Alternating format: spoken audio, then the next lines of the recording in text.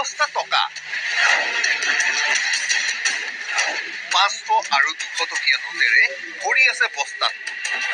কমকমীয়া নোটেৰে ভৰি থকা বস্তাটো আছিল এই বাছখনৰ ডিকিত। শনিবাৰে পুৱা নাজিৰাৰ পৰা গুৱাহাটীলৈ আহি থকা বাছখন ধূপগুৰিৰ ৰাষ্ট্ৰীয় ঘাইপথত ৰখাই দিলে ক্ষেত্ৰী আৰক্ষীয়ে। নাজিৰাৰ পৰা গুৱাহাটীলৈ আহি আছে।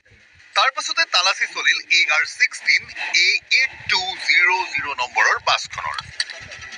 পোনে পোনে ক্ষেত্ৰী আৰক্ষীয়ে খুলি পেলালে বাছৰ ডিকি। আৰক্ষীৰ চকুত পৰিল বস্তাৰ লগতে চেলো টেপেৰে মেৰিয়াই থোৱা কেইটামান পেকেট। চিকাৰ হাতত পৰাৰ উৎসাহত খৰ হ'ল আৰক্ষীৰ কাম। চেলো টেপেৰে মেৰিয়াই থোৱা পেকেট খোলা মাত্ৰকে ওলাল দমে দমে স্ক্ৰেচ কাৰ্ড। আৰু বস্তাটোত ওলাল 30 লাখৰো অধিক টকা। জাগিৰোডৰ পৰা আজি গুৱাহাটী অভিমুখী এই পথছোৱাত দৈনিক আচলতে আৰক্ষীয়ে তালাচী বহায় আৰু তালাচী কৰে।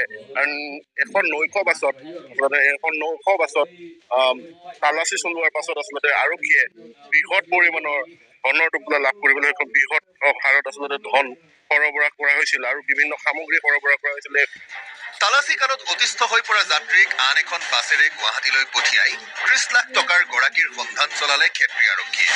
পাছে ৰহস্যজনকভাৱে বস্তাত ভৰাই অনা 30 লাখ টকাৰ গৰাকীক বিচাৰি উলিয়াব নোৱাৰিলে আৰক্ষীয়ে। ধনৰ গৰাকীক নাপাই আৰক্ষীয়ে আটক কৰিলে বাছখনৰ ড্ৰাইভাৰ আৰু হেণ্ডিমেনক। বাছৰ ডিকিত এবস্তাত টকা থকাৰ খবৰ দিয়া গোপন সূত্ৰই ধনৰ গৰাকীৰ নাম নোকোৱা কথাটোৱে ৰহস্যৰ মাজলৈ ঠেলি দিলে ক্ষেত্ৰী আৰক্ষীৰ এই অভিযানক। যোৰাবাটৰ পৰা মৌচুম বৈশ্যৰ report, news 18 Assam north east.